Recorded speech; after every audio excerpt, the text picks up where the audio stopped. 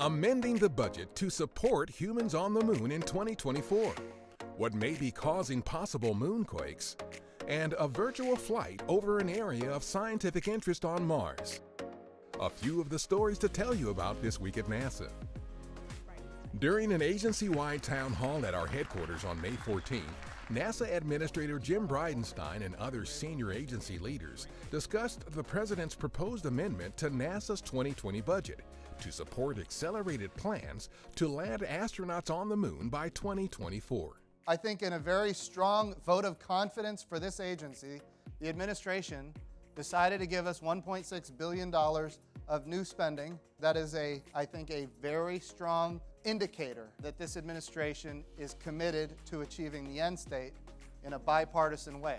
Under the President's Space Policy Directive 1, we are sending astronauts to the moon and then on to Mars in a measured, sustainable way as part of an innovative program of exploration with commercial and international partners to enable human expansion across the solar system.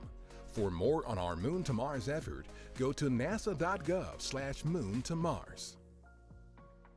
According to a study, data from seismometers placed on the moon by Apollo astronauts have provided the first evidence that shifting of the lunar surface, known as thrust faults, is still active and likely producing moonquakes, some believed to be around a magnitude of 5 on the Richter scale. Thrust faults, where a section of the moon's crust is pushed up over another, happen because the gradual cooling of the moon's interior is causing the moon to shrink. The May 17th issue of the journal Science includes the first peer-reviewed scientific results and interpretations of the Kuiper Belt object nicknamed Ultima Thule, based on data gathered during our New Horizons spacecraft's historic flyby on New Year's Day 2019.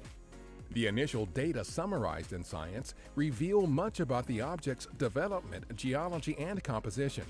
In addition to being the farthest exploration of an object in history, 4 billion miles from Earth, the flyby of Ultima Thule was also the first investigation by any space mission of a well-preserved planetesimal, an ancient relic from the era of planet formation. On May 14th, Administrator Bridenstine delivered the keynote at the Humans to Mars Summit 2019 at the National Academy of Sciences building in Washington, D.C. The annual event addresses the technical, scientific, and policy challenges of making human exploration of Mars a reality. A new animated video shows what it would be like to soar over Mount Sharp, which NASA's Curiosity rover has been climbing since 2014. The aerial tour highlights several regions on the mountain that are intriguing to Curiosity's scientists because those regions could provide more insight into why water, one of the most critical resources for life, disappeared from Mars billions of years ago. Our Mars Reconnaissance Orbiter, or MRO, has circled the red planet 60,000 times and counting. MRO completed that milestone on May 15th. Since entering orbit in March 2006, the spacecraft has been collecting daily science about the planet that can be used to define future missions that bring humans to Mars.